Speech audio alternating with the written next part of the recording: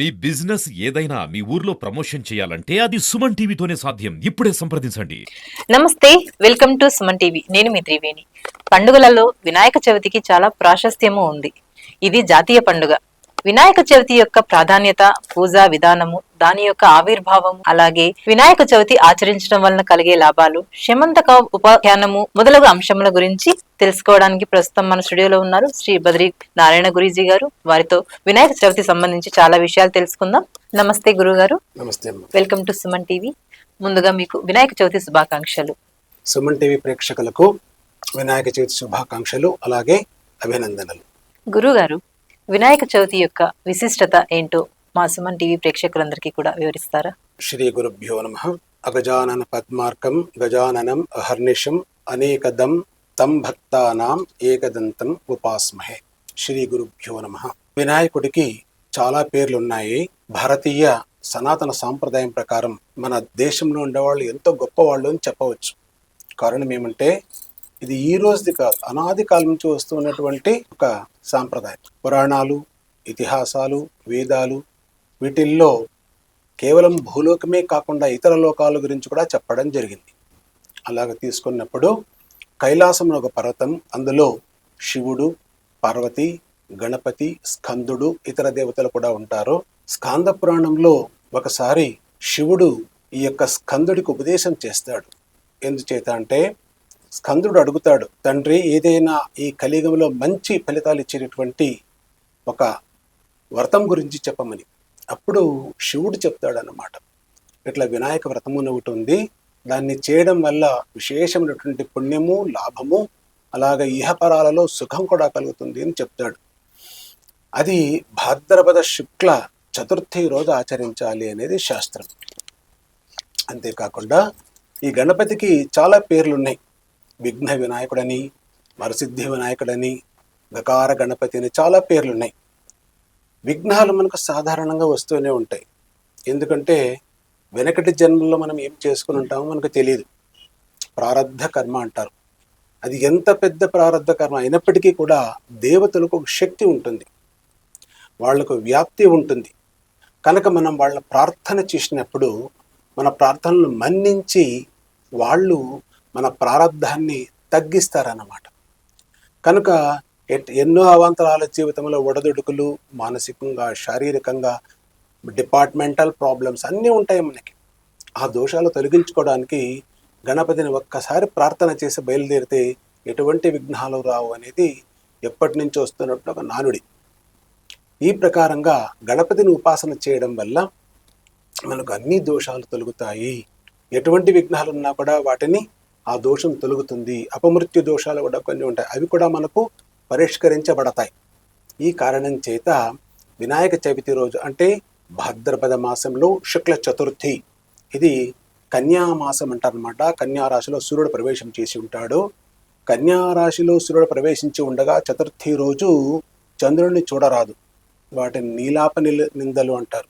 అంటే మనం ఏది తప్పు చేయం, అయినా కూడా తప్పు చేసినట్టుగా పరిగణించి బయటకు చూపిస్తారనమాట. ఈ అపవాదం తొలగించుకోవడం చాలా కష్టం.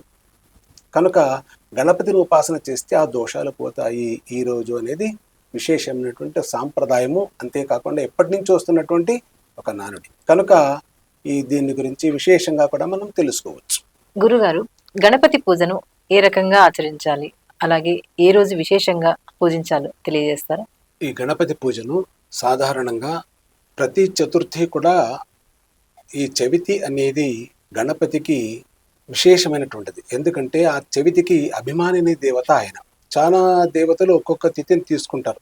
దుర్గాష్టమి, విజయదశమి, ఇట్లా చాలా ఉన్నాయి. అందులో చవితి రోజు ఈయన విశేషంగా ఆ రోజునే సెలెక్ట్ చేసుకున్నాడు. అందుకే సంకష్ట చతుర్థి అంటారు. దాన్ని చతుర్థి రోజే చేయాలి. మరి ఎందుకు దీనికి ఇంత ప్రాశస్త్యం వచ్చింది అంటే, చవితి నాడు గణపతికి పూజ చేయాలి పురాణాలలో ప్రసిద్ధి కాకోకుండా ఆయనే దాన్ని సెలెక్ట్ చేసుకున్నాడు, ఈ రోజు నాకు కావాలి అని.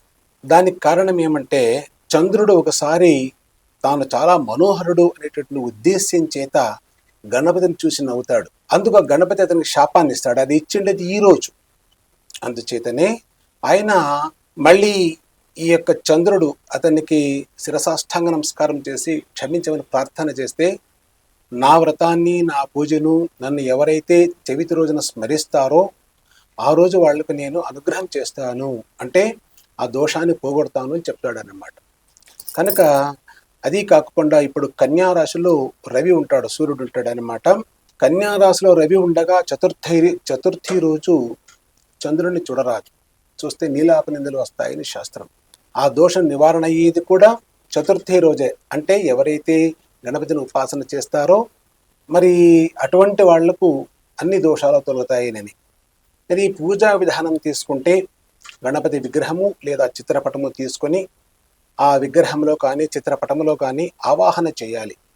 గణపతి ఆకాశానికి అభిమానిని దేవత. ఆకాశం అన్ని చోట్ల ఉంటుంది, వేకంట్ స్పేస్.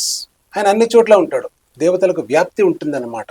అది ఎలాగంటే ఉదాహరణకు సూర్యబింబం ఆకాశంలో ఉన్నప్పుడు మనము మన ఇంటి బయట ఒక 10 లేదా 20 గ్లాసులు పెట్టి వాటిలో నీళ్లు వేస్తే 20 ప్రతిబింబాలు కనిపిస్తాయి. 1000 పెడితే 1000. అలాగనే వాళ్ళ ప్రతిబింబం అన్ని చోట్ల వ్యాప్తించి ఉంటుందన్నమాట. ఉదాహరణకు వివాహాలు కావచ్చు, గృహప్రవేశాలు కావచ్చు, ఉపనయనాలు కావచ్చు, ఏ కార్యక్రమంలో కావచ్చు, భారతదేశం మొత్తం అంతా కూడా మంచి రోజున ఎన్నో కార్యక్రమాలు జరుగుతూ ఉంటాయి. అన్ని చోట్ల గణపతి రావాల్సిందే, అన్ని చోట్ల గణపతి పూజ చేస్తారు ఒక్కొక్క సమయంలో. అంటే ఆయనకు వ్యాప్తి ఉంటుందన్నమాట. భక్తులు ఇచ్చేటటువంటి ఆహారాలను అంతర్భాగాన్ని స్వీకరించి ఎవరైతే ఆ యొక్క పదార్థాన్ని ఇచ్చింటారో వాళ్ళకు అనుగ్రహం చేయడమే లక్ష్యంగా పెట్టుకొని ఉంటాడు ఆయన. అది కూడా విశేషంగా చవితి రోజు ఆయన్ని పూజ చేయాలి. అందుచేతనే భాద్రపద శుక్ల అష్టమి చతుర్థి రోజు చేయడం వల్ల ఆయనకు వినాయక చవితి అని పేరు వచ్చిందనమాట. ఆవాహన చేసి అతనికి నైవేద్యం అంటే పాద్యము, ఆచమనము, ఆవాహనము, తర్వాత నైవేద్యము, మోదకము అంటారు. ఉదకము అంటే నీళ్లతో కాకుండా గట్టిగా ఉన్నటువంటి పదార్థాలు అంటే లడ్డూలు, ఇటువంటివన్నీ కూడా ఆయనకు నైవేద్యం చేస్తారు, మహామంగళాట్ చేస్తారు. అంతేకాకుండా ఆ రోజు ఆయనకు సంబంధించిన కొన్ని కథలు కూడా ఉన్నాయన్నమాట. అవన్నీ కూడా తెలుసుకున్నప్పుడు గణపతికి అనుగ్రహం సంపూర్ణంగా అవుతుంది అని శాస్త్రం. గురుగారు, పురాణ ఇతిహాసాల ప్రకారం ఈ పూజను ఎవరైనా చేశారా? పురాణాల ప్రకారం వాటిని మన భారతదేశంలో ఎపిక్స్ అంటారన్నమాట. వాటిని తిరగవేసినప్పుడు చాలా విషయాలు తెలుస్తాయి. అందులో మనకు అతి దగ్గరలో చాలా సమీపంలోనే గంధర్వులు ఉంటారన్నమాట, జస్ట్ 1/2 కిలోమీటర్ పైన. అలాగే యక్షులను కొందరు ఉంటారు, మన చుట్టుపక్కలే ఉంటారన్నమాట. వాళ్లకు మనకు వ్యత్యాసం ఏమంటే మనకు 5 ఎలిమెంటెడ్ బాడీ అంటే భూమి ఆకర్షణ శక్తి ఉంటుందన్నమాట, న్యూటన్స్లో అప్లై అవుతుంది. కానీ వాళ్ళకి అది ఉండదు, గాలిలో వాళ్ళు విహారం చేస్తుంటారు. వాయు శరీరం అంటారన్నమాట వాళ్ళది. వాళ్ళు అన్ని చోట్ల కూడా పసరిస్తూ ఉంటారు అన్నమాట. మరి యక్షులు కావచ్చు, గంధర్వులు కావచ్చు, కిన్నరులు కావచ్చు, కింపురుషులు కావచ్చు, దేవతలు కూడా గణపతిని ఉపాసన చేస్తారు. విశేషించి ఈ చతుర్థి రోజు వైకుంఠములో కూడా శ్రీ మహావిష్ణువు గణపతికి పూజ చేస్తాడంట. ఆయన గొప్పవాడు, ఆయన సృష్టికర్త. ఎందుకు చేయాలి అంటే మర్త్య శిక్షణార్థం అంటారు. అంటే ఆయన చేసి చూపిస్తే ప్రజలు కూడా చేస్తారన్నమాట. అందుచేత ప్రతి లోకములో కూడా ఆ గణపతిని ఉపాసన చేస్తారు. ఇలాగా చేయడం వల్ల అతనికి చాలా సంతృప్తి అవుతుంది అనేది విషయం. చాలా మందికి ఎన్నో ఇబ్బందులు వస్తుంటాయి. నల మహారాజులు చాలా గొప్ప మహారాజు, కలిని నిగ్రహం చేసిన వ్యక్తి. అతనికి కూడా ఎన్నో ఇబ్బందులు వస్తాయి ప్రారబ్ధవశాత్. ఆయన తన భార్యను చూడడానికి వెళ్తే ఆయన కురూపి అయిపోతాడు. కనుక్కోవడమే చాలా కష్టంగా ఉంటుంది. ఎంతో కష్టపడి ఎంతో కాలానికి భార్యను కనుక్కుంటాడు. ఆ కనుక్కోవడానికి కారణం ఏమంటే గణపతి పూజ చేసి వెళ్తాడు అన్నమాట. మళ్ళీ తన భార్య తిరిగి పొందుతాడు. శ్రీరాముడు కూడా దేవుడే అయినప్పటికీ కూడా లోక శిక్షణార్థం గణపతి పూజ చేసి సీతాన్వేషణకు వెళ్తాడు, సీతను పరిగ్రహిస్తాడు అనమాట. అదే ప్రకారంగా వృత్రాసురుడు అనేటటువంటి ఒక రాక్షసుడు, కానీ బ్రాహ్మణుడు. ఆయన బ్రహ్మ హత్య చేయరాదు, లోకాలకంతా కంటకుడుగా ఉంటాడు. అటువంటి సందర్భంలో ఇంద్రుడు తన వజ్రాయుధంతో అతన్ని సంహరిస్తాడు. అయితే ఆ దోషం పోవాలి, అందుకే ఏం చేస్తాడంటే గణపతిని ఉపాసన చేసి ఆయన సంహరిస్తాడు అనమాట, దోషం తగలకోకుండా. అలాగే భగీరథుడు అని చెప్పేసి మనం పేరు విని ఉంటాం అతనిది. గంగాదేవి ఎక్కడో ఉత్తర భారతదేశంలో నిలిచిపోతుంది, వెస్ట్ బెంగాల్లో కలిసిపోతుంది, కానీ దక్షిణ భారతదేశానికి రాదు ఆవిడ. కనుక భగీరథుడు ఎంతో ప్రయత్నం చేసి ఆ గంగాదేవిని ఒక పాయ అంటే ఒక లైన్ తీసుకునేటట్టుగా దక్షిణ భారతదేశానికి వచ్చేట్టుగా కూడా చేస్తాడు అన్నమాట. ఆమె మళ్ళీ తర్వాత గోదావరి అనే రూపంతో మన ఈ దక్షిణ ప్రాంతానికి రావడం కూడా జరిగింది. అయితే ఆ గంగాదేవి రావడం చాలా కష్టం. అందుకోసమని భగీరథుడు కూడా గణపతి పూజ చేసి ఆమెను ఎక్కడో ఉన్నటువంటి లోకాలు ఉండేటువంటి ఆవిడని పిలిపిస్తాడన్నమాట. ఈ ప్రకారంగా దేవాసురులు కూడా అమృతోత్పాదనము చేస్తారన్నమాట. దేవతలకు అమృతం కావాలి. ఎప్పుడూ దేవతలకు రాక్షసులకు పడదు. దేవతలు వాళ్ళని తన్నేకపోతే శుక్రాచార్యులు వాళ్ళని బతికించేవాడు. దేవతలకు ఇబ్బంది అయిపోయేది. కనుక మహావిష్ణువు ఆజ్ఞ ప్రకారం మందర పర్వతాన్ని వాళ్ళు చిలికినప్పుడు అమృతం వస్తుందన్నమాట. ఆ అమృతం రావాలని చాలా ఇబ్బంది అయిపోతుంది. అప్పుడు అందరూ కూడా గణపతి పూజ చేస్తారు. చేయడం వల్ల అమృతం పైకి వస్తుంది. దాన్నంతా దేవతలకు ఇస్తారన్నమాట. ఇట్లా చరిత్రలో చాలా రకాల దేవతలు చాలా విశేషంగా గణపతి పూజ చేయడం వల్ల గణపతికి అంత ప్రాశస్త్యం వచ్చింది అనేది ఎప్పటి నుంచి వస్తున్నటువంటి ఒక శాస్త్రోక్తి. గురుగారు, చవితి రోజు చంద్రుని చూడకూడదు అంటారు. దానికి ఏదైనా కారణం ఉందా, తెలియజేస్తారా? చంద్రుడు మహా గొప్ప మనోహరుడు నేతనికి గర్వం ఉంటుందన్నమాట. దేవతలకు కూడా ఒక్కొక్కసారి ఆసురీ ప్రవేశము అంటారు. మంథర ఆమె చెప్పడం వల్లనే కైకేయి రాముల వారిని అడవులకు పంపించింది. కైకేయి చాలా మంచిది అయినప్పటికీ కూడా ఆసురీ ప్రవేశం, దుష్టశక్తి మనసులో ప్రవేశం చేసినప్పుడు అసలు మనకే తెలియదు ఏం చేస్తామో. చంద్రుడు కూడా ఒకసారి గణపతిని చూసి నవ్వుతాడు. కారణం ఏమంటే కైలాస పర్వతంలో గణపతి విశేషమైనటువంటి ఆ లోకానికి సంబంధించినటువంటి ఆహారాలు తీసుకున్నప్పుడు కొద్దిగా ఎక్కువ తీసుకున్నాడు అని చెప్పేసి పురాణ ప్రసక్తి. కనుక అతడు నాగబంధనం, మనం బెల్ట్ వేసుకుంటాం కదా, అలాగా నాగులనన్నీ కూడా కట్టుకుంటాడంట. అంతేకాకుండా ఆయన పేరుకు లంబోదరుడు, ఉదరం చాలా పెద్దది అని శాస్త్రం. కానీ అతని వాహనం ఎలుక. ఎలుక చాలా చిన్నది, టైనీ. కానీ ఇతడు లంబోదరుడు. ఆయన ఒకసారి ఆ ఎలుక పైన కూర్చొని వెళుతూ ఉంటే దాన్ని చూసి అహంకారంతో ఆ చంద్రుడు నవ్వుతాడు. నవ్వినప్పుడు గణపతికి చాలా కోపం వస్తుంది. వచ్చి విధి ఎవరిని కూడా వదిలిపెట్టదు. గర్వం ఎక్కడ వస్తుందో భగవంతుడు అక్కడ తప్పకుండా ఒక ఏట వేస్తాడనమాట. అలాగనే చంద్రుడికి గణపతి మూలకంగా శాపం ఇవ్వాల్సిన అవసరం వస్తుంది.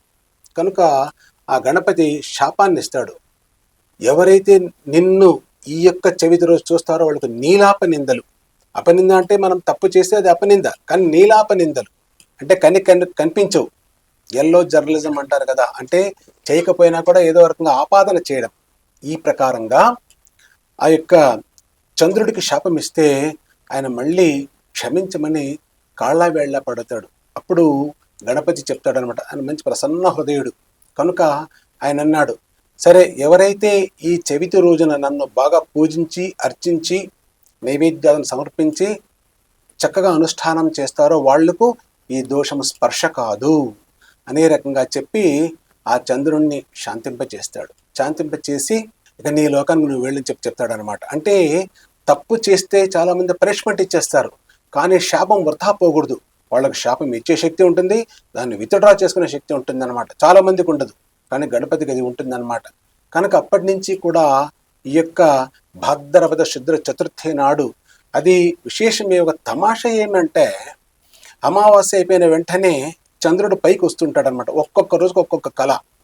అమావాస్య మరుసటి రోజు కనిపించడు, ఆ మరుసటి రోజు కనిపించడు, మూడవ రోజు కొద్దిగా లైట్గా లేట్గా కనిపిస్తాడు. కానీ ఈ చతుర్థి వచ్చిన వెంటనే 90 degreesలో ప్యారలల్గా మనం కొంచెం తల ఎత్తినామా వద్దన్నా కనిపిస్తాడు.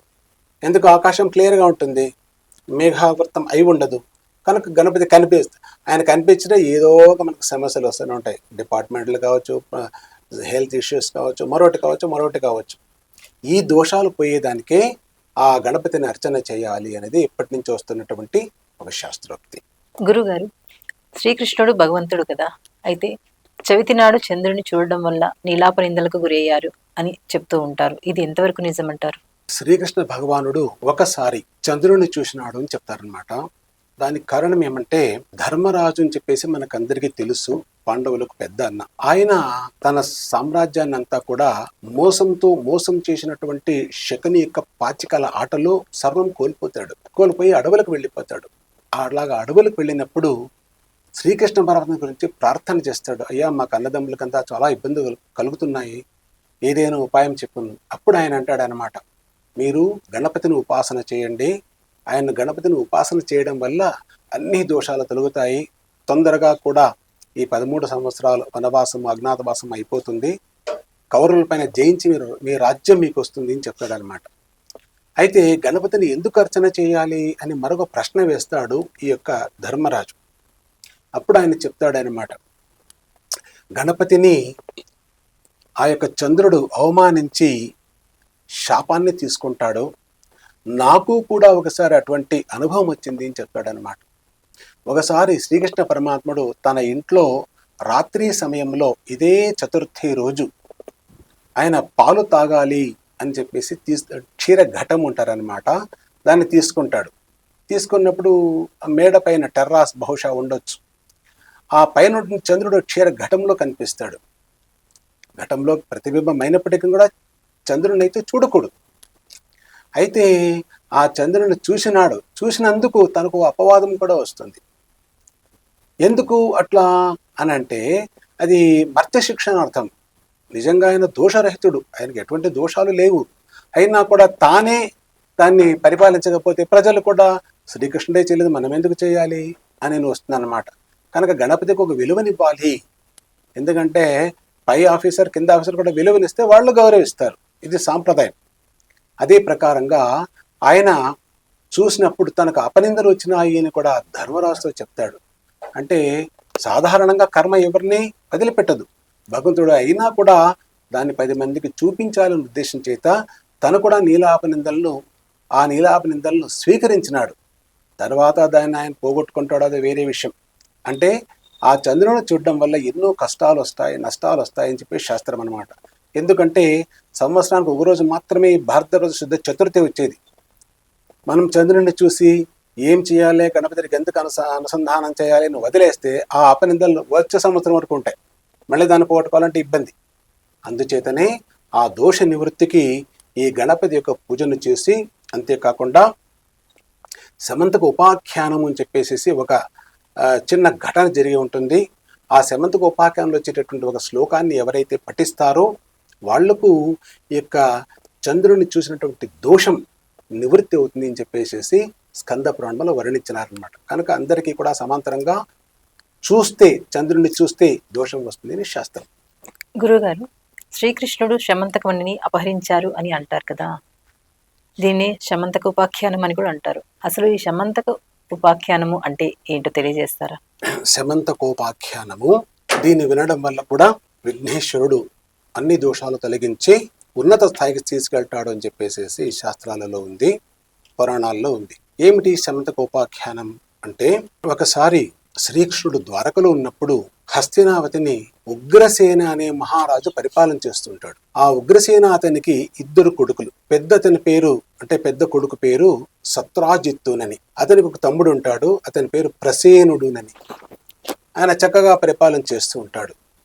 కానీ తన సామ్రాజ్యం ఇంకా చక్కగా ఉండాలి అనే ఉద్దేశం చేత తన ప్రజలు చాలా బాగుండాలి, దేశం బాగా విశాలంగా పెరగాలి అంటే అందరికీ చక్కగా ఉండాలి, ఏం చేయాలి అని ఆలోచన చేసి సూర్యుడి దగ్గరికి వెళ్ళి సూర్యోపాసన చేస్తాడు. చాలా కాలం చేస్తాడు. ఆ సూర్యోపాసన చేయడం వల్ల సూర్యుడు ప్రత్యక్షమవుతాడు. ఆ సూర్యుని యొక్క మెడలో శమంతకమణిని ఒక ఎర్రటి పండు, అంటే మనం దానిమ్మ పండు ఎలాగా ఉంటుందో అట్లా దాసవాళ పుష్పం ఉంటారనమాట, ఎర్రగా ఉంటుంది దాసవాళ ఫలం అని. అది అంత ఎర్రగా ఉంటుంది అనమాట, మాణిక్యం లాగా. అటువంటి పెద్దది మణి. ఆ మణికి ఉన్న శక్తి ఏమి అంటే ఒక్క రోజుకు 8 భారముల బంగారాన్ని అది ఉత్పత్తి చేస్తుంది, తన నుంచి బయటికి వస్తుంది అన్నమాట. మరి ఆ కాలంలో ఇప్పుడు కొలతలు వేరు, అప్పటి కొలతలు వేరు. పురాణాల ప్రకారం కొన్ని లెక్కాచారాలు ఉంటాయి. ఒక భారము అంటే 7 మణువులు, ఒక్క మణువు అంటే 10 కేజీలు, అంటే ఒక్క భారానికి 70 కిలోలు. అట్లా 8 భారములు అంటే 560 కేజీలు ఒక్క రోజుకు మన లెక్కన ప్రకారం అది ఉత్పత్తి చేస్తుంది అన్నమాట. అంటే దేశంలో ఎంత ఉండాలి అని, ఎంత చక్కగా పరిపాలన చేసి ఉండాలి. అక్కడ ఇంకొక విశేషం ఏమి అంటే, ఏ ప్రాంతంలో అయితే, ఏ రాజ్యంలో అయితే ఆ శమంతకమణి ఉంటుందో అక్కడ దుఃఖం అనేది అవకాశం లేదు. ప్రతి ఒక్క పౌరునికి, ప్రతి ఒక్క ప్రజలకు, ప్రతి ఇంట్లో కూడా ఎవరికి దుఃఖాలు ఉండకూడదు. అట్లా ఉంటుందన్నమాట దాని యొక్క ప్రభావం. 3 పంటలు ఎప్పుడు కూడా అనావృష్టి అతివృష్టి అనేది లేనే లేదన్నమాట. అట్లా ఉంటుంది. దీన్ని చూసినటువంటి ఆ శ్రీకృష్ణ పరమాత్ముడు, ఆయన భగవంతుడు, మొత్తం అంతా ఆయన క్రియేటర్. ఆయన ఒకసారి వెళ్ళి అడుగుతాడు, అయ్యా నీ సామ్రాజ్యంలో కాకుండా అన్ని సామ్రాజ్యాలు బాగుండాలా, అందుచేత ఆ మణిని నాకు ఇవ్వునని సభలో అడుగుతాడు. అందరూ చూస్తూ ఉండంగా అట్లయినప్పుడు ఆ సత్రాజిత్ అంటాడు, నేను ఇవ్వను, ఇది నా సామ్రాజ్యంలో మాత్రమే ఉండాలా, నా ప్రజలు మాత్రం బాగుండాలి అని ఆయన చెప్తాడు. సరే, కృష్ణుడు చేసేది ఏం లేకుండా ఆయన తిరిగి వెళ్ళిపోతాడు. అందరూ ఆ సంఘటన చూసి ఉంటారన్నమాట, రెడ్ హ్యాండెడ్. ఇట్లా ఉన్నప్పుడు కొంతకాలానికి ప్రసేన మహారాజు అంటే సత్రాజిత్ యొక్క తమ్ముడు వేటకు వెళ్తాడు. వెళుతూ ఊరినే వేటకు వెళ్ళొచ్చుంటే బాగుండేది. ఆ సెమంతకమణిని ధరించి వేటకు వెళ్తాడు. అది ఏదో ఎర్రగా ఉన్నట్టుండగా ఆహారం అని తెలుసుకొని ఒక సింహం అతనికి వెళ్ళి అటాక్ చేసి ఆయన చంపి ఆ మణిని నోట్లోకి పెట్టుకొని వెళుతూ ఉంటుంది అన్నమాట. సింహపు చారాలు కూడా అక్కడక్కడ పడి ఉంటాయి. ఇట్లా ఉన్నప్పుడు అదే త్రోవలో జాంబవంతుడు అని చెప్పేసేసి ఒక ఎలుగుబంటు, ఆయన యమధర్మరాజు యొక్క అంశ, ఆయన ఇప్పటివాడు కాదు, ఈ ద్వాపరయుగంలో ఉండేవాడు కాదు, ఆయన త్రేతాయుగంలో ఉండేవాడు. అది కూడా 24వ త్రేతాయుగంలో. ఇప్పుడు జరుగుతూ ఉండేది అంటే ఇంతకుముందు జరిగి ఉండేది 28వ ద్వాపర యుగం. అంటే 4 యుగాలు. ఒక్కొక్క యుగానికి చాలా టర్మ్ ఉంటుంది. 4 యుగాలు కలిపితే దాదాపుగా 40 లక్షల సంవత్సరాలు. అంటే 4 టర్మ్స్ క్రాస్ అయితే 1,60,00,000 సంవత్సరాల క్రితం ఉండేవాడు ఆయన. దేవతా శక్తి వాళ్ళకి ఎప్పుడు కూడా అలాగే ఉంటుంది, చిరంజీవి ఆయన. ఇట్లా ఆయన ఏం చేస్తాడంటే ఆ యొక్క సింహాన్ని చూసి దాన్ని చంపి ఆ మణిని తన గుహకు తీసుకెళ్తాడు. ఇప్పటికీ కూడా ఆయన పేరు మీదనే ఉంది జంషెడ్పూర్ అని. అది జాంబవంతుని యొక్క ఊరు అన్నమాట. చాలా పెద్ద గుహ, ఇప్పటికి కూడా చాలా మంది వెళ్ళి చూస్తుంటారు, ఎప్పటి నుంచో ఉన్నటువంటిది. ఆ గుహలో జాంబవతిని తన కూతురు యుక్త వయస్కురాలు, ఆమెకు ఈ యొక్క మణిని ఇవ్వడం జరుగుతుంది. ఆమె అంటుంది, ఈ మణి ఎవరిదో ఏమో తెలియదు, చాలా బాగుంది, ఇది నేను దీన్ని వదిలిపెట్టి ఉండలేను, ఎవరైనా వచ్చి మళ్ళీ నాదిని తీసుకెళ్తే ఏం చేయాలి అని ఆమె అడుగుతుంది. అప్పుడు ఆయన ఒక మాట చెప్తాడు, లేదమ్మా ఇది ఇక్కడ దొంగతనం చేసినది కాదు, ఎవరో ఒక అతను అక్కడ పడి ఉన్నాడు, అతని దగ్గర ఉన్నటువంటి బహుశా ఆ మణిని సింహం తీసుకొని పోతూ ఉంటే నేను దాన్ని చంపి తీసుకొని ఇచ్చాను, నువ్వేం బాధపడాల్సిన అవసరం లేదు అని శాంతపరిచి ఆ మణిని ఇస్తాడన్నమాట. అయితే ఆ మణి ఎప్పుడైతే సత్రాజిత్ తమ్ముడు ప్రసేనుడు చనిపోతాడో అందరికీ విషయం తెలిసిపోతుంది. అంటే శ్రీకృష్ణుడే ఆ శమంతకమణి కోసం ప్రసేనుణ్ణి హత్య చేసి ఆ మణిని తీసుకున్నాడు. ఎందుకంటే ఆయన దగ్గర లేదు. ఇది అందరికీ వదంతులు వ్యాప్తింపజేస్తాడు. ఎందుకు శ్రీకృష్ణునికి ఆ రకంగా భగవంతుడు కదా, ఆయన పైన ఎందుకు నిందలు వచ్చినాయంటే ఆయన చెవిటి రోజు చూసినటువంటి క్షీరఘటములు చూసినటువంటి చంద్రబింబం, అదే కారణం. కనుక ఇట్లా నీలాపనిందలు వస్తూ ఉంటాయని. అయితే దాన్ని పోగొట్టుకోవాలి, ఏం చేయాలి? అక్కడ నుంచి శ్రీకృష్ణ పరమాత్ముడు అడవికి వెళతాడు. వెళితే ఆ తమ్ముడు ప్రసేనుడు పడినటువంటి కళేబరాలు అక్కడే ఉంటాయి. అక్కడ నుంచి సింహం యొక్క చారలు కనిపిస్తాయి. దాన్ని ఫాలో అవ్వకుండా వెళ్తాడు. ఒక గుహ కనిపిస్తుంది. అక్కడ గుహ దగ్గర ఇంచుమించుగా ఈ జాంబవంతుని యొక్క ఎలుగుబంటి యొక్క గుర్తులు కనిపిస్తాయి. ఓహో, ఇక్కడ తీసుకుని వెళ్ళి ఉండవచ్చు అని గుహలోకి వెళ్తాడు. అయితే జాంబవంతుడు శ్రీరామ భక్తుడు, ఆయన వేరే నమ్మనే నమ్మడు. శ్రీకృష్ణుడే నాకు ఆ మణిని కావాలి అంటే ఇవ్వడు. ఘోర యుద్ధం జరుగుతుంది. యుద్ధం జరిగిన తర్వాత జాంబవంతుడు ఓడిపోతాడు. అప్పుడు ఆ శ్రీకృష్ణుడే తన రామావతారాన్ని చూపించి ఆయన్ని శాంతపరిచి ఆయనకు కన్సూల్ చేస్తాడు, నేనే రాముణ్ణయ్యానని. అప్పుడు ఆయన సంతోషపడి ఆ మణిని ఆ యొక్క కృష్ణ పరమాత్మనికి ఇచ్చి తన కూతురు కూడా ఇచ్చి వివాహం చేస్తాడనమాట. కృష్ణుడికి 8 మంది ప్రధాన భార్యలు, అందులో జాంబవతి కూడా ఒకటే అన్నమాట. ఈ ప్రకారంగా ఇచ్చి ఆయన సంతోషపరచాడు అనమాట. తర్వాత ఆ కృష్ణ పరమాత్ముడు జాంబవతిని తీసుకుని తన నగరానికి వచ్చి ఆ ఉగ్రసేనుడైన ఆయన కొడుకైనటువంటి సత్రాజిత్తుకు చూపిస్తాడు. చూడయ్యా, అది సభలో అందరూ చూస్తుండే నన్ను నింద చేసినావు కదా, చూడు నీ మణి ఇక్కడే ఉంది, ఎక్కడికి పోలేదు, నేనెందుకు తీసుకెళ్తాను, జరిగిన విషయం ఇది మొత్తం చెప్తాడనమాట. అప్పుడు ఆయన క్షమించమని ప్రార్థన చేస్తాడు. అప్పుడు అనుకుంటాడు, భగవంతుని పైన నేను నిందలు వేసినాను కదా, ఎంత తప్పు చేశాను, ఇక పైన అలాగ చేయను, ప్రార్థిస్తాడు. అప్పుడు శ్రీకృష్ణ పరమాత్ముడు అంటాడు, నీ మణి నువ్వు తీసుకో, నీ దగ్గరే ఉండేనని. లేదు స్వామి, ఇది నాది కాదు నీదే అని ఇచ్చి తన కూతురు సత్యభామనని ఆ సత్యభామని ఇచ్చి వివాహం చేయిస్తాడనమాట. అంటే ఆ నీలాప నిందలు తొలగాలంటే తప్పనిసరిగా గణపతి పూజ చేయాలి. కృష్ణుడు కూడా గణపతి పూజను చేసే అరణ్యానికి వెళ్తాడు. కనుకనే ఆ పోయిన వస్తువు ఆయనకు దొరికి ఆ చెడ్డ పేరంతా కూడా వెళ్ళిపోయి మంచి పేరు ఆయనకు వస్తుందన్నమాట. ఈ ప్రకారంగా దీన్ని శమంతక ఉపాఖ్యానం అంటారనమాట. ఎవరైతే ఈ సమంతక ఉపాఖ్యాన్ని వింటారో, స్కంద పురాణంలో చెప్పబడి ఉంది ఇది, కనీసం ఎవరు వింటారో వాళ్లకు చంద్రుడిని చూసినప్పటికీ కూడా నీలాప నిందలు రావు. కానీ ఈ ఉపాఖ్యాన్ని నమ్మకోకుండా ఏముంటుందిలే అనుకుని వాడు చంద్రుడిని చూస్తే దుఃఖాలకు మళ్ళీ లోను కావాల్సింది. ఈ ప్రకారంగా శమంతక ఉపాఖ్యాన్ని చదివిన వాళ్ళకు కానీ విన్న వాళ్ళకు కానీ గణపతి అనుగ్రహం అవుతుంది అని స్కంద పురాణంలో ఉక్తి వేదవ్యాసులు ఎవరో రాశారనమాట. కనుక నమ్మి దీన్ని ఆచరించాలని శాస్త్రం. గురుగారు, వినాయక చవితి నాడు చంద్రుని చూసిన వారికి నీలాప నిందలు రాకుండా ఉండాలి అంటే ఏం చేయాలంటారు? ఈ నీలాప నిందలు రాకోకుండా శాస్త్రంలోనే ఒక మినహాయింపు ఎగ్జామ్షన్ ఇచ్చారన్నమాట. ఇక్కడ ఒక శ్లోకం ఉంది. సింహ ప్రసేనమవధి సింహాహ జాంబవతాహ హతః సుకుమారక మారోది తవ హే శమంతకః అని. అంటే జాంబవంతుడు ఈ వాక్యాన్ని జాంబవతికి చెప్తాడు. ఎందుకంటే క్షీరఘటములో చంద్రుణ్ణి ఆ యొక్క కృష్ణ పరమాత్ముడు చూడడం వల్ల దోషం వచ్చింది అని శాస్త్రం. ఆయన అడవులకు వెళ్ళి అక్కడ జరిగిన విషయాన్నంతా కూడా జాంబవంతుడికి చెప్పి జాంబవంతుడిని కన్సోల్ చేసి ఆ యొక్క మణిని తీసుకొని రావడం జరిగింది. కానీ అంతకు ముందుగా ఆ మణిని జాంబవంతుడు తీసుకుని వెళ్ళి కూతురికి జాంబవతికి ఇచ్చినప్పుడు ఆమె అంటుంది, చాలా చక్కగా ఉంది ఇది, ఒకవేళ ఇది ఎవరిదైనా అయితే ఏం చేయాలి, దీన్ని నేను ఇవ్వడానికి నాకు మనసు ఇష్టం ఉండదు అని చెప్తే అప్పుడు ఆయన చెప్తాడు, నేను ఎక్కడి నుంచో తీసుకొని రాలేదమ్మా, ఇది ఒక వ్యక్తి తీసుకుని వెళుతూ ఉంటే సింహం అతన్ని చంపి తీసుకొని వెళ్తూ ఉండగా నేను తీసుకొచ్చాను, కనుక ఇది ఎవరి చోటును తీసుకొచ్చిండేది కాదు. దీన్ని సింహ ప్రసేనమవధి, ప్రసేన అనేటువంటి ఒక వ్యక్తిని సింహం చంపింది. సింహ జాంబవతాతః, నేనే ఆ యొక్క సింహాన్ని చంపాను. సుకుమారక మారోది, చాలా సుకుమారివి, ఏడ్చవద్దు, మారోది అంటే ఏడ్చొద్దు నేను. తవ హేష శమంతక, ఇది నీదే, వేరే వాళ్ళు కాదు. అంటే దీన్ని బట్టి మనకి ఏమర్థమవుతుందంటే శ్రీకృష్ణుడు సమంతకుడిని తీసుకుని వెళ్ళలేదు, అది వచ్చిండేది వేరే రూట్ నుంచి వచ్చింది. కృష్ణుడు ఎప్పుడు కూడా దాన్ని దొంగతనం చేయలేదు అనేటటువంటి ఒక ఉక్తి. ఎందుకంటే నీలాపనిందలు వచ్చాయి ఆయనకి, అది పోవాలి.